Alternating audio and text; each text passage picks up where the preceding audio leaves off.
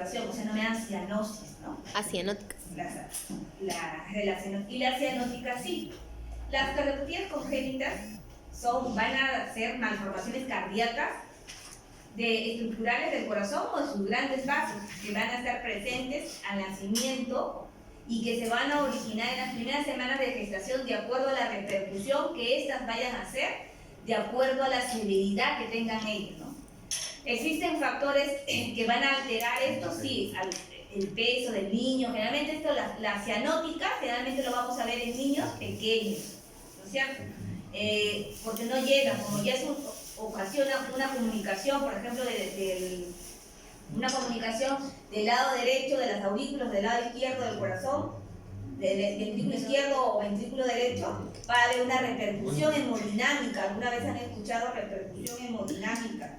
Entonces, ustedes van a ver ahí. No sé, se van a ver ustedes una repercusión. Cuando le decimos y hace esa cardiopatía congénita, repercusión hemodinámica, significa que el corazón ha empezado a crecer, sea a su lado derecho, a su lado izquierdo, ha ocasionado hipertensión pulmonar, su shunt es grande y tiene insuficiencias secundarias a esa cardiopatía congénita. Esta enfermedad se da en el 1% de los recién nacidos, el 90% son multifactoriales, de una causa bastante desconocida, algunas ambientales, está relacionada a la rubiola, la talidomida, el alcohol, el cigarro, y la cardiopatía congénita más frecuente es el CIB, ¿no? La cianótica. Después se pone cianótica, ya, pero eso es después. La frecuencia de las cardiopatías congénitas, el CIB es la más frecuente, en un 35%, le sigue el CIA, Austin segundo, el conducto arterioso persistente o el PSA, que llamamos la coartación de la aorta, ya son en menos cantidad. De las acianóticas que dan la más frecuente es la tetralogía de Fallot, pero la cianótica de los bebitos, que le da más cianosis desde los primeros momentos de vida, es la transposición de grandes vasos o la transposición de grandes arterias. Como les dije, es una cardiopatía acianótica. Vamos a ver que dentro de las cardiopatías congénitas acianóticas es un tema que ustedes van a revisar varias veces más. Ahora simplemente le vamos a dar un panorama general, porque enseñarles mucho de esto no lo van a aprender, es un poco difícil. Y nuevamente lo van a revisar con más, o sea, con mayor, un poquito más largo, lo van a hacer cuando hagan pediatría, porque ahí en el capítulo de cardiología pediátrica van a volver a hablar de cardiopatías congénitas, acianóticas y cianóticas, porque esta es una patología básicamente de niños, ¿no? Entonces, las cardiopatías congénitas acianóticas, las más frecuentes, las que vamos a ver, hay la de cortocircuito de izquierda a derecha. Es decir, el shunt o flujo va de las cavidades izquierdas al lado derecho, como por ejemplo ¿quién? El CIB, CIA, el ductus arterioso persistente o PSA, un canal auriculoventricular, o sea, solamente, no hay válvula ni mitral ni tricúspide, solamente velos auriculoventriculares, como una válvula común, como un anillo común para los dos lados, para el ventrículo izquierdo y el ventrículo derecho, drenaje venoso anómalo pulmonar parcial. Entre las obstructivas de corazón izquierdo le llamamos a la coartación de la aorta, son los niños, muy comúnmente encontrar niños hipertensos o coartados, ¿no? Estenosis aórtica congénita, si hay de la misma válvula, supravalvular y subvalvular, ¿no? Muchas de las estenosis aórticas supravalvulares se asocian a enfermedades genéticas, ¿no? Hay una enfermedad del niño duende, se asocia mucho a la estenosis aórtica subvalvular, ¿no? De William. La estenosis mitral también congénita, puede haber un prolapso de la válvula también, hipoplasia del ventrículo izquierdo también, y por ejemplo el síndrome Sjögren también ustedes van a revisar, eso no lo van a preguntar un poco más complejo, pero también es una etiología de ahí, estenosis de la aorta, coartación, y hay unas válvulas mitrales para caída.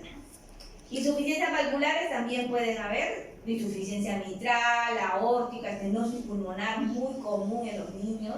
Yo he encontrado la otra vez un paciente que tenía 72 años, viene por estenosis pulmonar y ha hecho su vida completamente normal, ¿no? A los 72 años que le vamos a ofrecer ha vivido normal, ya nada, ¿no es cierto? Imagínense hacerle una corrección, ¿cierto? Entonces hay cosas que el cuerpo es sabio y todavía, y sobre todo en esta parte de cardiopediatría, muchas muchas veces podemos encontrar mucha lesión, pero hay adaptaciones morfológicas, fisiológicas, que hacen que esa patología tan severa que puede ser se adapte, y si nosotros intervenimos, es decir, ofrecemos un tratamiento quirúrgico, empeoramos el cuadro. Por eso que es muy importante hacer un diagnóstico adecuado y ver si ese tratamiento que yo le puedo ofrecer le va a mejorar o no le va a hacer nada.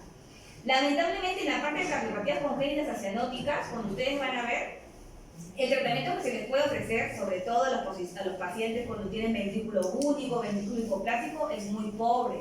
Casi son paliativas, no son correctivas ni curan, solo son paliativas. Mejoran el momento, mejoran la calidad de vida del niño, pero no les curan. Esos niños no se curan. ¿Quién se cura? Si le cierro un CIB y todavía no me ha hecho hipertensión pulmonar, por ejemplo, no tiene un CIA, también le cierro un CIA, también se cura, o un canal, perdón.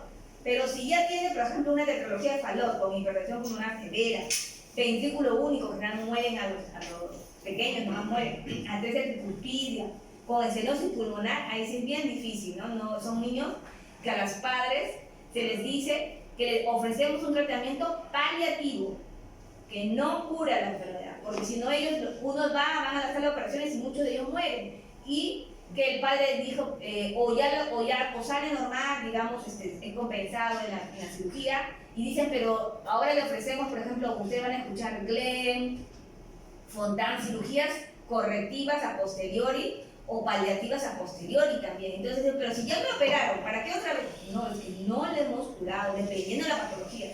Le hemos ofrecido algo paliativo nada más. Y cada vez que va avanzando el pequeñito, va teniendo 5, 6 años, 10 años, 15 años, se le va ofreciendo otras alternativas paliativas para que tenga una calidad de vida mejor. Entonces, eso hay que tener muy en cuenta. Por eso que es muy difícil, a algunos no les gusta esa parte de cardiopatía pediátrica, porque es muy penoso decirle a un padre que no se va a curar, ¿no? Y que tu niño prácticamente no va a morir no en mucho tiempo, ¿no?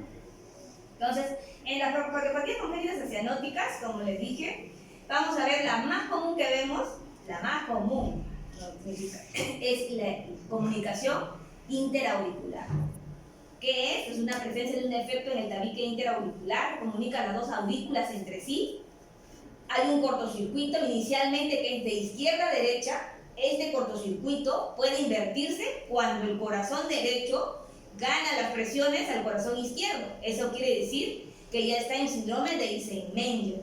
Y es un grado severo de esta enfermedad y nunca hay que esperar a ese momento. ¿Por qué? Porque ahí ya la intervención quirúrgica, cerrarle este huequito, no tiene sentido. Ya no hay tratamiento quirúrgico, solo es médico y trasplante cardíaco.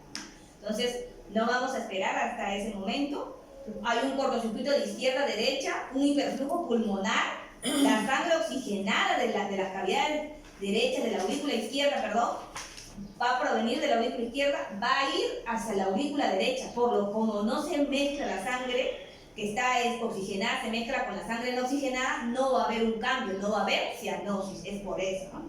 Se va a dilatar las cavidades derechas. En el CIA se dilatan las cavidades derechas, es decir, crece la aurícula derecha, crece el ventrículo derecho, cuando ya la enfermedad está avanzada, da hipertensión pulmonar y un grado final, Eisenmenger. El flujo se va del lado derecho al lado izquierdo. Muchos de ellos son asintomáticos, vienen a la consulta por otro motivo y se les escucha un soplo. Algunos presentan infecciones frecuentes del aparato respiratorio, sobre todo los niños. Dice, siempre para con todo, siempre para con todo. Otro síntoma es la fatiga o la disnea. Arritmias supraventriculares, sí se quejan de palpitaciones, las jovencitas, los jovencitos. Es poco frecuente el retraso pondoestatural, por eso que ellos a veces le diagnostican a los 40, 50 años, ¿no? En el diagnóstico, ¿cómo es? La ocultación, hay signos de sobrecarga del ventrículo derecho, un impulso ventricular aumentado y el soplo es sistólico eyectivo, suave en borde esternal izquierdo, con un segundo ruido cardíaco fijo y ampliamente desdoblado. Ese es le pongo eso en el examen y usted dice probable CIA. Un soplo protomesodiastólico en borde esternal izquierdo también bajo por el hiperaflujo a través de la válvula tricúspide, ¿no? Entonces yo puedo también, tiene una insuficiencia tricuspidia aparentemente. En el EKG Yo puedo ver bloqueo de rama derecha completo y también puedo ver un hemibloqueo anterior. Pero lo más frecuente que yo veo, bloqueo de rama derecha. Bloqueo de rama derecha, soplo sistólico en segundo espacio intercostal, un segundo ruido desdoblado, fijo y amplio, ¿qué puedo decir? Un probable CIA. Ahora, una radiografía de tórax, cardiomegalia a expensas del ventrículo derecho, puedo encontrar una dilatación de la arteria pulmonar si este le ha ocasionado, como dije, repercusión hemodinámica. Y en la ecografía voy a ver el huequito que está en el septum interauricular. Y la resonancia, bueno, ya eso si no lo veo por uno de los lados, ¿no? Acá vemos, miren cómo está el arco pulmonar convexo, el hiperflujo pulmonar y la cardiomegalia a expensas de las cavidades derechas. Entonces, el tratamiento en general está indicado el cierre del defecto, ya sea quirúrgica o por medio de un dispositivo oclusor a través de un catéter. El Amplatzer, que se coloca a través, como hacemos un cateterismo parecido, por la vena, la femoral, y vamos avanzando hasta llegar a las cavidades derechas, y así ustedes han visto un paraguas, similar a un paraguas, va por ese huequito, se abre y se queda anclado ahí, y lo cierran a través de un dispositivo propulsor. Si no le da ninguna repercusión hemodinámica, o sea, es muy pequeñito, todavía se puede seguir al paciente y puede tener más de 10 kilos, o ya dependiendo de acuerdo al seguimiento, puede hacerse después de los 3 o 5 años. Incluso hay personas que van en seguimiento, tienen 30 años y no tienen ninguna repercusión anual, se le hace la ecografía y no tienen otra comorbilidad como para hacer endocarditis, como por ejemplo, porque si yo tengo un CIA, tengo un riesgo de endocarditis, entonces voy por seguimiento. Lo ideal es cerrarlo antes de los 25 años. ¿Por qué? Porque no quiero que llegue nunca a la hipertensión pulmonar. Si llega a la hipertensión pulmonar severa, probablemente después va a ser síndrome de Steinmenger y ya no tiene chance quirúrgica, o sea, ya perdió su chance. Entonces, en el cuanto de la comunicación interventricular, el defecto es anatómico, es en el septum interventricular. Va a permitir el paso de la sangre del ventrículo izquierdo al ventrículo derecho. Va a establecer entonces un cortocircuito izquierda a derecha y un aumento del flujo pulmonar con sangre parcialmente oxigenada. Entonces, la sangre cuando está en el ventrículo izquierdo, si las presiones son mayores, está la sangre oxigenada, entonces no va a ocasionar cianosis, ¿cierto? Puede ser único o múltiple, dependiendo. Puede ser pequeñitos también, que no dan ni síntomas, y también darle, por ejemplo, hoy día vimos una señora que no se veía mucho y tiene como 25 años, pero no tiene síntomas. Entonces puede ser un hallazgo también. Puede forma mucha parte de otras cardiopatías congénitas complejas, porque por ejemplo, si es un ventrículo único, entonces o una atresia pulmonar, por ejemplo, o una atresia tricuspide, yo necesito que pase del lado derecho al lado izquierdo, puede haber esa comunicación, tanto la anterior también como esta. Entonces, generalmente el CIA y el CIB están muy frecuentemente en las cardiopatías congénitas complejas como apoyo a la fisiología única que puede haber, ¿no? Entonces, el cuadro clínico de esto es pequeño.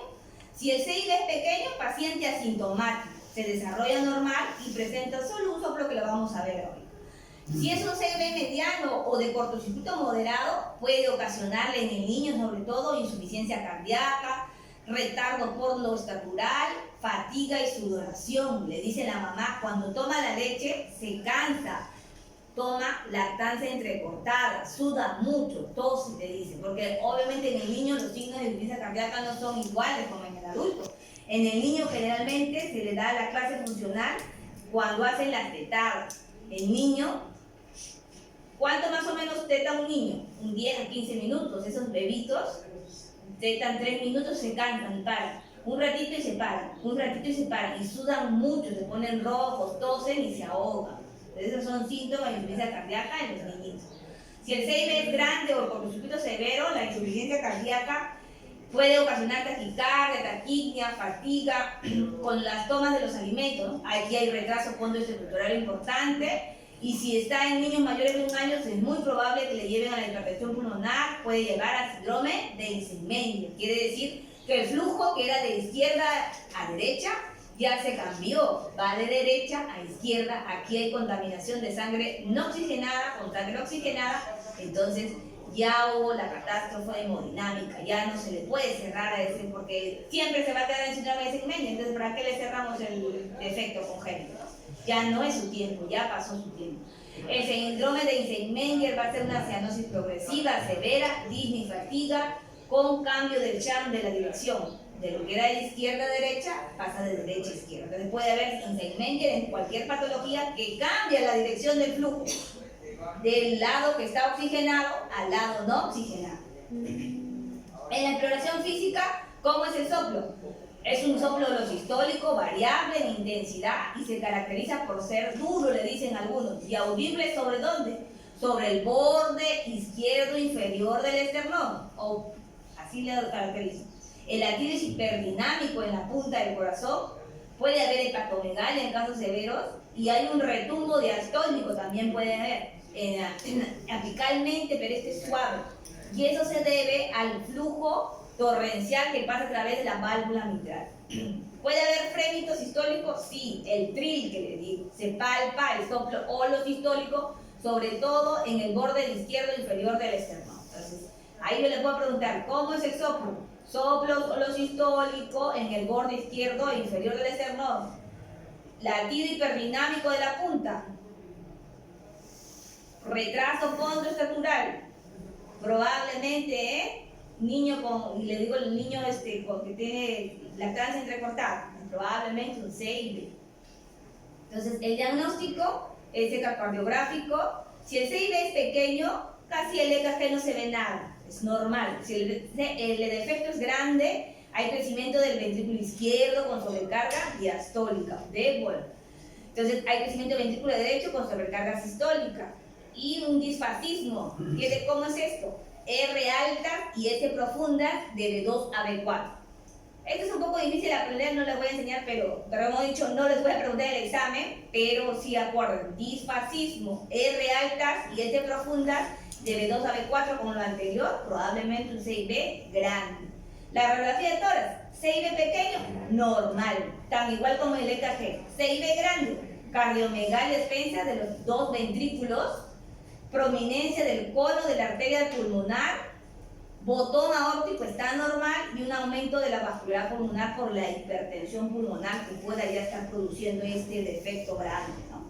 Entonces, en la ecografía es el método de elección, vamos a ver ahí una discontinuidad en el septum interventricular, va a determinar la localización anatómica y el tamaño y cuántos hay, si es uno o varios y si está asociado a otras patologías.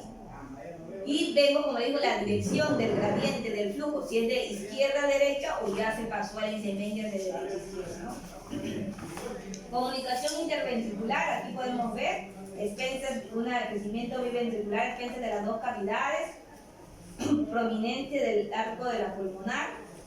Y aquí, por ejemplo, vemos también un pequeñito, miren cómo su corazoncito casi abarca todo su, ¿no? Y estos niños tienen insuficiencia cardíaca, son muy sintomáticos. Aquí no vamos pues a esperar que tenga 3, 5 años. Aquí lo que le van a esperar es muchas veces, si aguanta, que pese más de 10 kilos, por lo menos, ¿no? Entonces, el CIB pequeño, mediano, no hay tratamiento específico, cierre espontáneo a veces entre los primeros meses hasta los 18 meses. CIB grande, sí le tenemos que dar el tratamiento porque son muy sintomáticos, los niños están en insuficiencia cardíaca y la indicación aquí es quirúrgica, apenas el niño tenga, si es antes de los 3 meses y la insuficiencia cardíaca es intratable, al menos ellos no van a llegar a los 10 kilos. El problema es que las máquinas de anestesia son calculadas de 10 kilos para adelante, entonces el problema es el peso del bebito.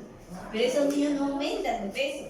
Muchas veces están en 3, 4 kilos y se quedan así, llegan incluso al año con 8 kilos, 9 kilos, y es muy difícil operarlo, pero son muy sintomáticos cuando se dan CIB grande y está dando una insuficiencia cardíaca. Hasta los 8 kilos no meten, pero los niños a veces sufren mucho, ¿no? Y pueden morir. La siguiente cardiopatía congénita cianótica es el conducto arterioso persistente. Este es un problema cardíaco que se observa generalmente en las primeras semanas o meses de vida. Se va a caracterizar por una conexión entre la aorta y la arteria pulmonar que permite que la sangre que está rica en oxígeno, que está oxigenada, debería dirigirse al cuerpo y vuelva a través de los pulmones, ¿no? Entonces aquí tampoco hay contaminación de la sangre no oxigenada, ¿no? Porque va de la aorta hacia la pulmonar, donde el flujo todavía es de izquierda a derecha, y se invierte también, puede invertirse con la evolución de la enfermedad de derecha a izquierda. Entonces, como les dije, el cortocircuito, hay una dilatación de las cavidades izquierdas y de la arteria pulmonar ya en sus estadios ya de progresión, y eso va a ocasionar un hiperflujo pulmonar que va a llevar mucho en esta patología a la hipertensión pulmonar. Yo no debo esperar muchos años para cerrarles el conducto arterioso persistente cuando yo le encuentro a un paciente. Generalmente se los cierro los pequeñitos, pero a veces vienen personas de provincia que nunca les escucharon el pecho, no tuvieron el médico ni ningún tipo digamos, contacto con el personal de salud, y recién se dan cuenta a los 20 años. A veces vienen con hipertensión pulmonar severa, dilatación de cavidades izquierdas, ya insuficiencia cardíaca franca, 3C, ya muy descompensados, y a veces ya en Eisenmenger y ya no se puede hacer nada, ¿no? Entonces, aquí el PSA pequeño, muchos de los adultos pueden ser asintomáticos, cuando son muy pequeñitos pueden ser asintomáticos, pero generalmente, como les digo, esta patología sí lleva mucho a la hipertensión pulmonar, por eso lo encontramos y lo cerramos a la edad que tenga, si aún se puede cerrar. Un PSA grande ocasiona así desde niños, desde bebitos, desde el nacimiento, insuficiencia cardíaca congestiva, infecciones respiratorias. Recuerden que la insuficiencia cardíaca en los neonatos, en los bebitos de meses, es una insuficiencia cardíaca biventricular, de los dos lados de inmediato, no tiene tiempo para hipertrofiarse los músculos y se dilata. Por eso que el corazón lo ven gigante, como una pelota, ¿no? Entonces, ocasiona muchas infecciones respiratorias. Los niños van mucho al neumólogo primero porque están aparentemente con un asma o una bronquitis crónica, ¿no? Y no es eso, es un PSA. Taquicárdicos, taquineicos, irritables, lloran mucho, se cansan, sudoración con la toma de los alimentos porque están en insuficiencia cardíaca, ¿no? ¿Y cómo es su soplo? Esto sí les voy a preguntar. El soplo, ¿cómo le llaman? Soplo continuo en maquinaria o de Gibson, ¿no? Es un refuerzo telesistólico en foco pulmonar, frecuentemente se acompaña de freno. ¿Cómo es el pulso del paciente con persistencia de conducto arterioso? Es un pulso arterial celer o saltón. ¿Por qué? Porque la sangre, una vez que pasa a la aorta, se escapa rápidamente a través del conducto arterioso hacia la arteria pulmonar, y esto hace que descienda la presión diastólica, por eso se puede ver un pulso arterial celer o saltón. Soplo de Gibson continuo o en maquinaria, así le conocemos. ¿Dónde se escucha mejor? En la región subclavicular izquierda, infraclavicular, mejor dicho, izquierda. En la región infraclavicular izquierda, ahí ponen su estetoscopio, van moviendo y ahí van a escuchar ese soplo continuo. El PSA en pequeños, en el diagnóstico del EKG es normal. PSA, el radiografía de tórax también es normal en PSA pequeño. El mayor método de elección es el ecocardiograma. Ahí se puede muy bien medir la boca aórtica y la boca pulmonar, que nos piden mucho los cirujanos para poder cerrar, ¿no? ¿Qué crece en la radiografía de tórax? Puede haber una cardiomegalia en PSA grandes a expensas de cavidades izquierdas. Hay dilatación de la aorta, de la arteria pulmonar y congestión pulmonar, ¿no? Aquí, por ejemplo, vemos, miren, un arco aórtico, pulmonar prominente. El corazón del neonato es un PSA.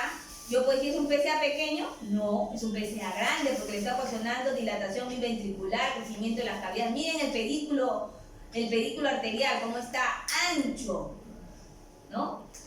¿Por qué? Porque la arteria pulmonar y sus ramas han crecido. Probablemente este pequeño ya esté en hipertensión pulmonar. ¿Por qué? Por la repercusión hemodinámica que le ha dado al ser un PSA grande. Y es bebito, ¿no? Ese niñito debe estar probablemente en insuficiencia cardíaca 3C, ¿no? ¿Cuál es el tratamiento? En prematuros ¿qué le doy? Un medicamento, indometacina o ibuprofeno, para ocasionar su cierre, porque este inhibe las prostaglandinas. Hay unas prostaglandinas que van ahí, que se van, y lo que van a ocasionar es inhibir a estas prostaglandinas. ¿Para qué? Para que haya el cierre a propósito de este. Cuando está cerrado en nosotros, ¿cómo se llama? ¿Cómo se llama cuando está cerrado en nosotros? tiene un nombre, ya no se llama PSA, ¿no es cierto? Sí nos encuentran a nosotros cerrado. Es como un tendoncito, ¿no? Algo como un rafe ahí, ¿no? Que se queda. Este era el PSA, ¿Cuándo debe estar abierto el PSA? Hasta que uno nace y respira, o hasta los primeros días de vida, porque es normal. Nunca un niño en el vientre materno, o mejor dicho, un feto, debe tener cerrado el PSA, porque si no, está muerto. O sea, si ustedes dicen, le encuentran, porque hacen ecografía de feto, y no hay PSA, está muerto entonces, porque todos debemos tener eso. Esa es parte de nuestra fisiología. Anatómicamente es el agujero botal y dice el foso vagal. No, eso es otra cosa. Entonces, aquí, como le digo, en feto está abierto, respiro, el aire ocasiona que se inhiban las prostaglandinas y se cierre mi conducto. Pero, ¿qué tal si yo tengo el PSA también, así como el CIA y el CIB, pueden estar a propósito, por ejemplo, si es un ventrículo único y aurícula única, pueden estar a propósito para que se comuniquen las cavidades izquierdas con las derechas. Y si yo lo cierro o se cierra al nacer, muere el niño también. Entonces yo lo tengo que mantener abierto hasta que yo le ofrezca un tratamiento quirúrgico, por ejemplo, una fístula que comunique el lado derecho con el lado izquierdo. Entonces, ¿qué le tengo que dar? Al revés. Entonces yo le tengo que dar prostaglandinas endovenosas para que se mantenga, porque si me cierra mi mi PSA, muere ese pequeñito, ¿no? Pero en este caso no, a propósito yo le puedo dar indometacino y ibuprofeno. Los prematuros cierran posteriormente, ¿no? Entonces ya no hay problema. Después de nacido cierran, crecen un poquito y cierran. Pero no todos, si no ya se tiene que ir a la cirugía. La siguiente es la coartación de la aorta. Es un estrechamiento o constricción de la aorta. Hay una anomalía estructural, es la más frecuente.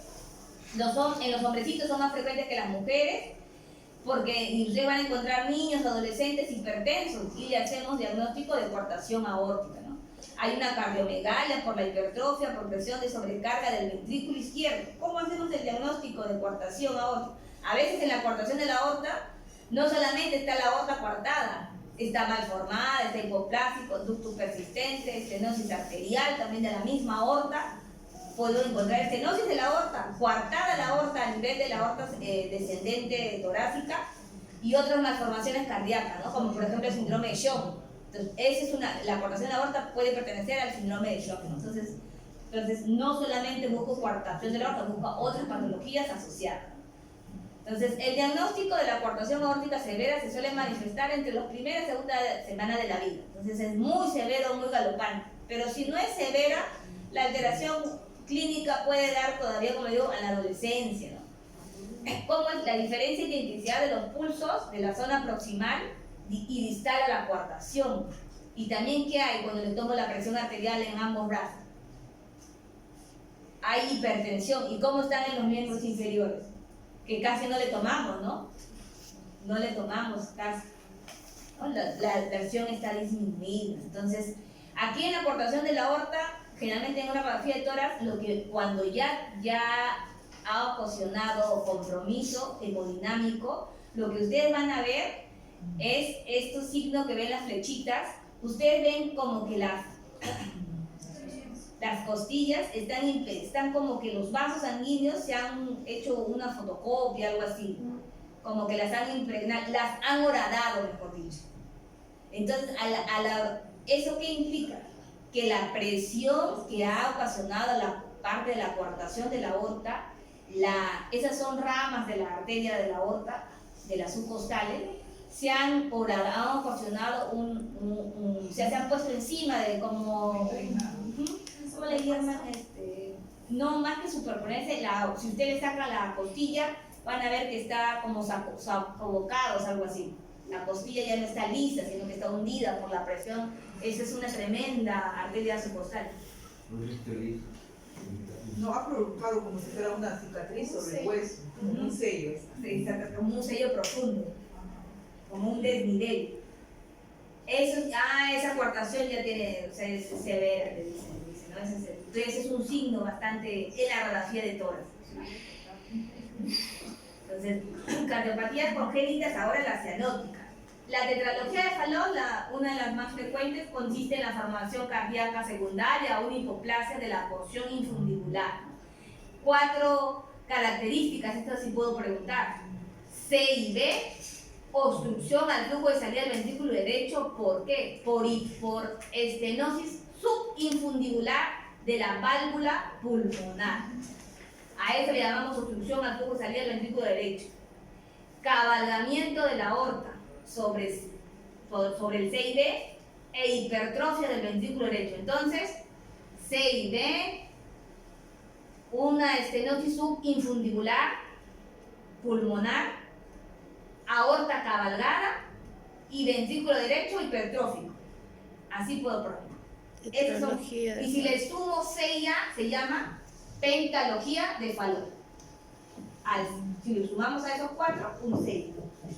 La tetralogía de Fallot es la cardiopatía congénita cianótica más frecuente después del primer año de vida, porque la transposición es la más frecuente antes del primer año de vida. Representa el 5 a 10% de todas las cardiopatías congénitas y la fisiopatología va a depender mucho y exclusivamente de la severidad de la estenosis infundibular de la pulmonar. Porque si es más severa eso, más clínica, porque ya no pasa de las cavidades, ya no pasaría de las cavidades derechas a las izquierdas y tendría que tener un CID amplio que me va a llevar a la cianosis. Muy pronunciada, ustedes van a ver que los Fallot hacen crisis cianóticas cuando lloran, cuando se deshidratan, cuando tienen convulsiones, cuando tienen fiebre, ¿no? Entonces, nosotros vamos a ver que ese defecto congénito puede estar asociado a anomalías cromosómicas, pacientes que han sido diagnosticados de alcoholismo fetal por una madre alcohólica, infecciones como la rubiola pueden de antecedente darme una tetralogía de Fallot, pacientes que han usado fármacos anticonvulsivantes como la fenitoína, la carbamazepina, nutrición deficiente durante la gestación también se ha asociado o causas desconocidas, ¿no?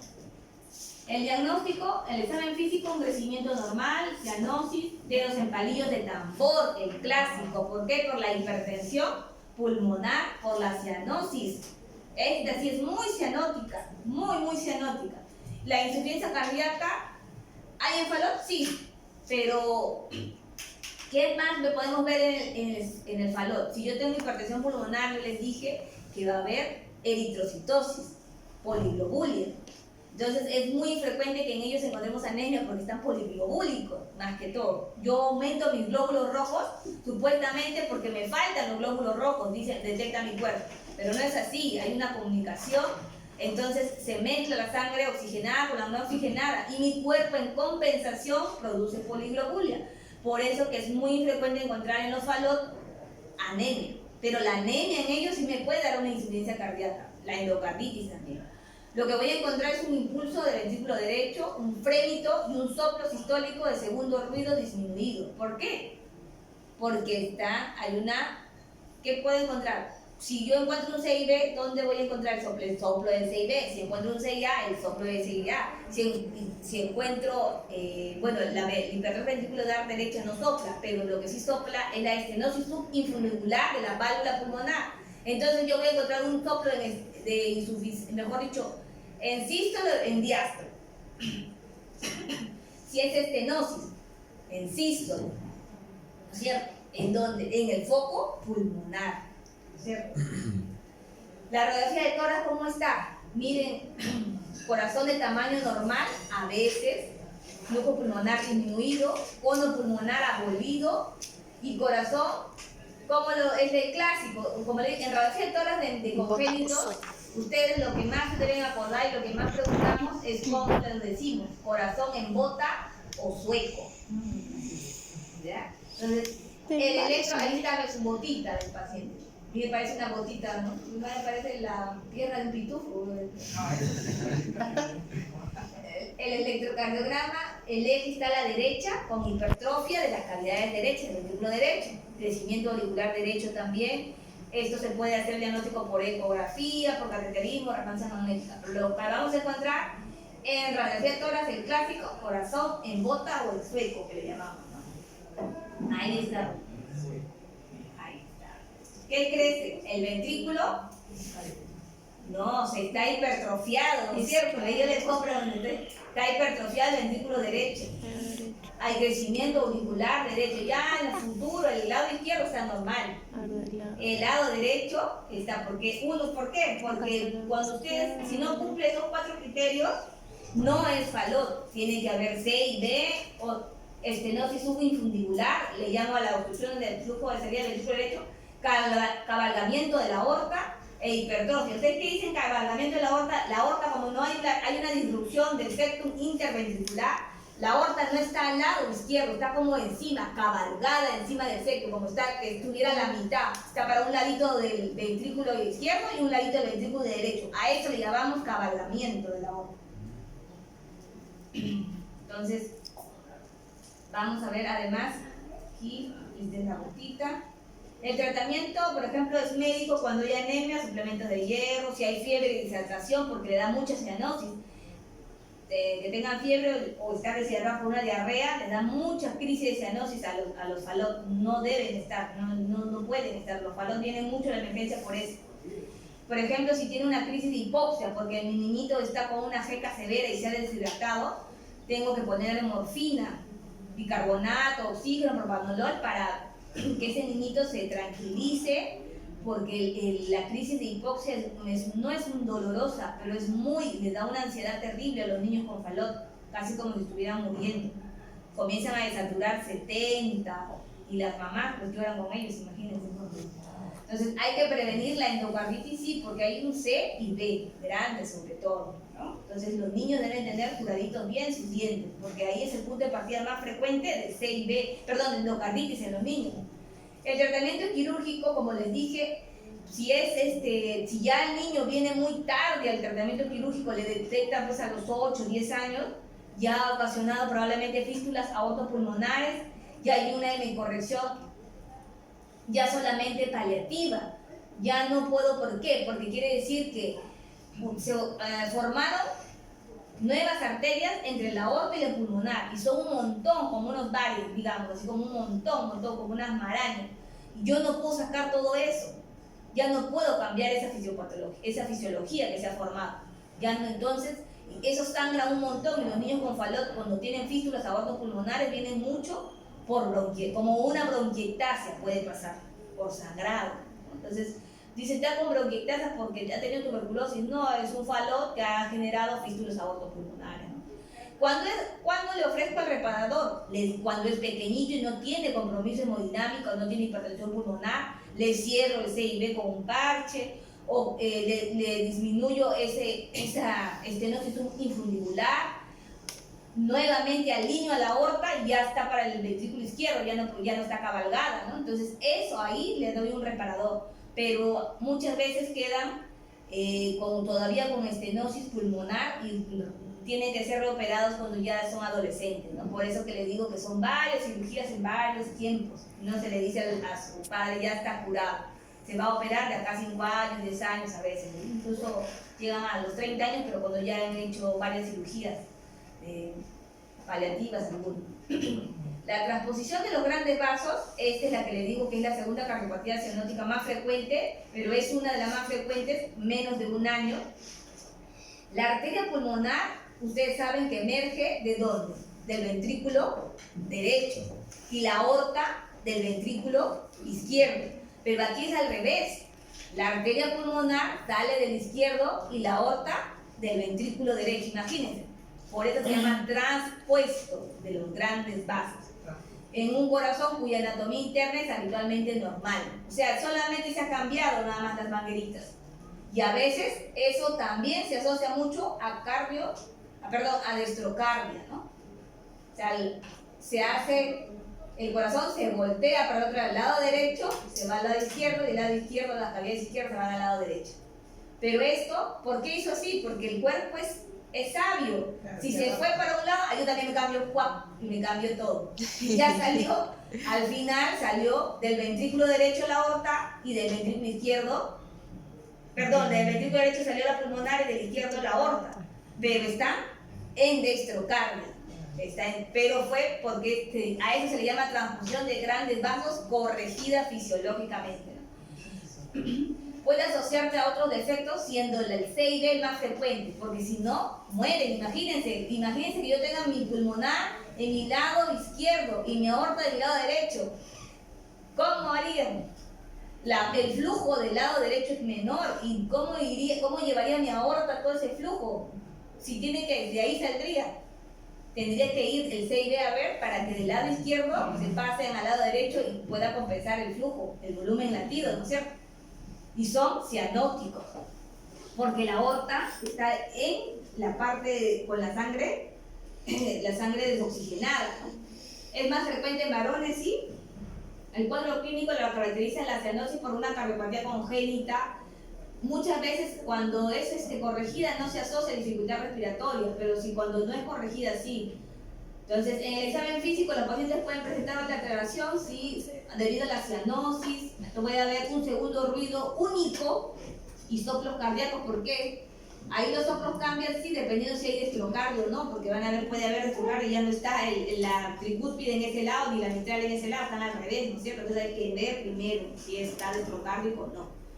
Entonces, los pacientes con cianosis de larga duración, estos pacientes presentan como sus deditos, ¿cómo están? En palillos de tambor o hipocratismo digital, también conocido.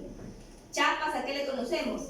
A las mejillas, el glutamatoso de los pómulos y lóbulos de la oreja, ¿no? ¿Y esto cómo es?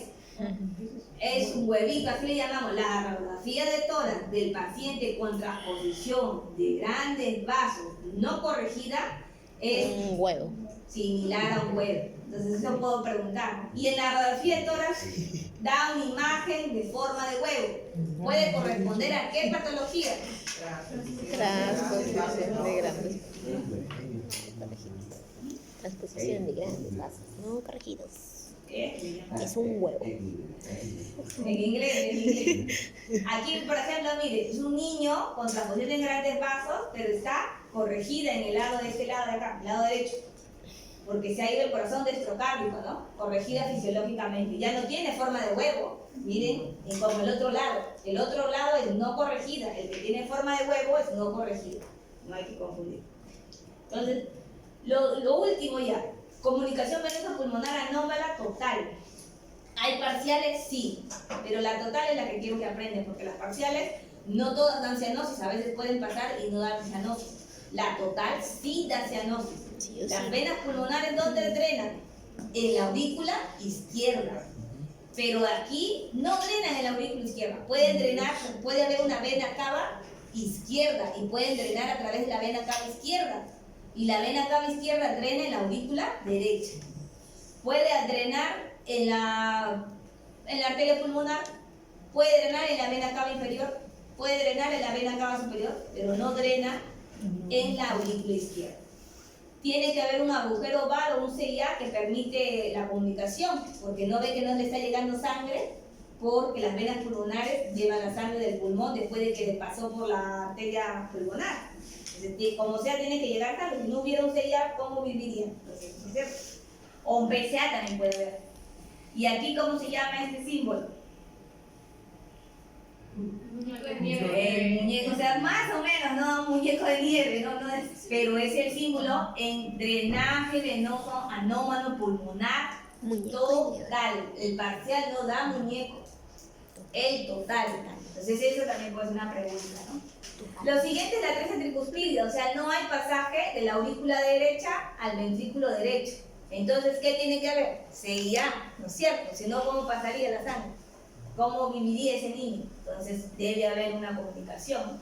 La cianosis está presente prácticamente desde el nacimiento y en este caso podemos ver la atresia tricúspide no tiene una radiografía de tórax bien característica, ¿no? Pero hay crecimiento atrial derecho, crecimiento ventricular izquierdo, hipoflujo pulmonar, ¿no? Está negra la radiografía de tórax, vemos una radiografía negra por el hipoflujo.